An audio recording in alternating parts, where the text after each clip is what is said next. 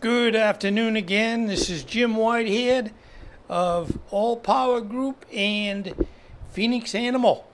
Okay, as promised with my live a little bit ago, I'm now doing another live. This one, and yesterday was my first series of this series, is where I pick up and present animal paradoxes, or what I described yesterday as catch-22s. Now, if you didn't see it yesterday, a catch-22 is where you win, you lose. I mean, it's can go either way. If you do this good, this bad happens. It's a balancing negative and positive, but it's very interesting generally. But anyway, what we're talking about today is the paradox of the platypus. The paradox of platypus, the most striking paradox of the platypus is that it is a mammal that lays eggs, which is extremely rare. Most mammals give birth to live young, but the platypus belongs to a small group called monotremes, which also includes the Echinata. Monotremes are the only group of mammals that lay eggs instead of giving birth to a live young. So, and this is formal, this is not like, whoops, the mistake. It's just part of life. This challenges the typical definition of a mammal.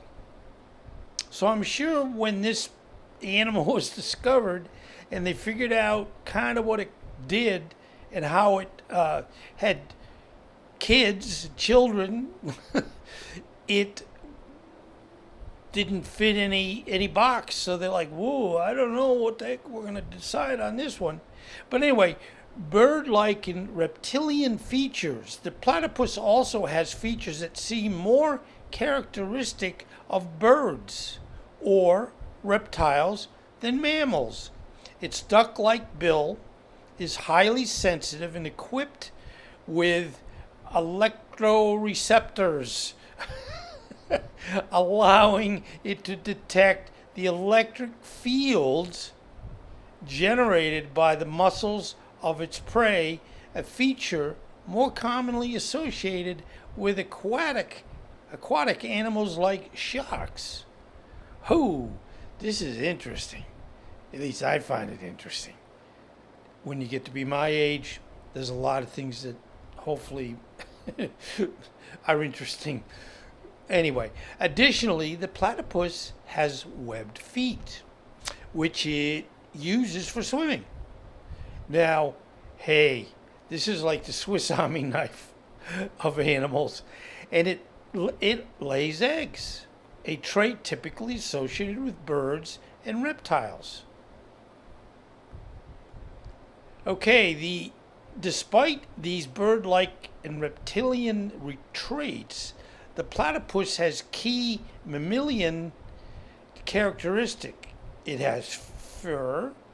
It nurses its young with milk through its lax nipples, secreting milk through pores in the skin, and is warm-blooded. These features firmly place the platypus within the class of Mammalia, despite its many unusual characteristics. And again, I can imagine when they first came upon the platypus and they're like, wait a minute, this doesn't add up. Okay, the discovery of the platypus challenged 18th and 19th century naturalists to rethink their understanding of the natural world. It was a reminder that nature does not always conform to human expectations, and that's the diversity of life. and it is vast and full of surprises. The platypus became a symbol of the complexity, unpredictability of evolution.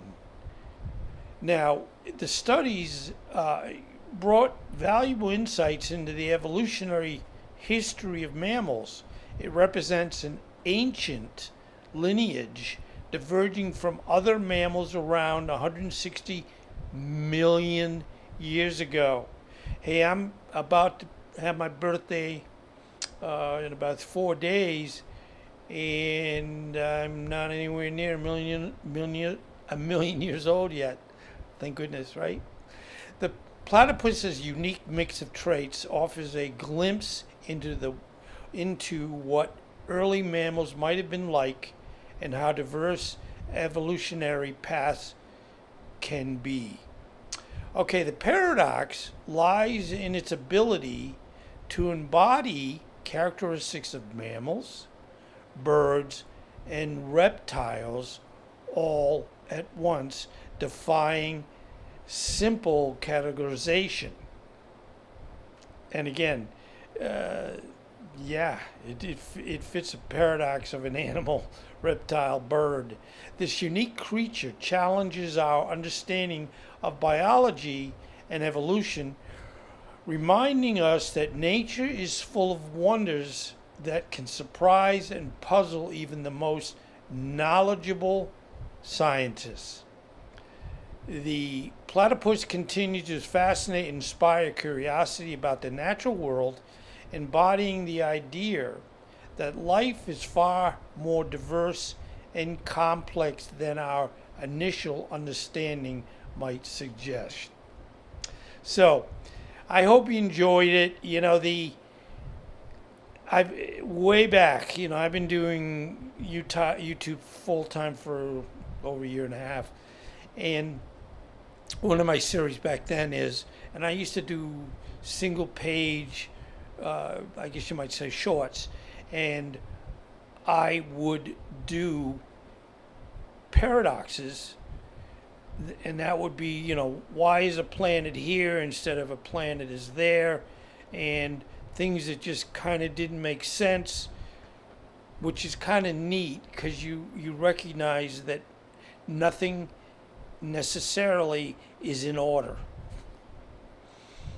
And I know that's true about a lot of different things. But anyway, thank you very much for your time this afternoon. And again, I appreciate being able to do these because I enjoy them. This isn't, again, I'm hoping you're enjoying what you learn. And it just makes me feel better, more closer to animals than I've ever been before. And I'm not a youngster, and I've always loved animals. But I get the feeling of the profound interest of varied animal populations. And again, thank you very much for being here.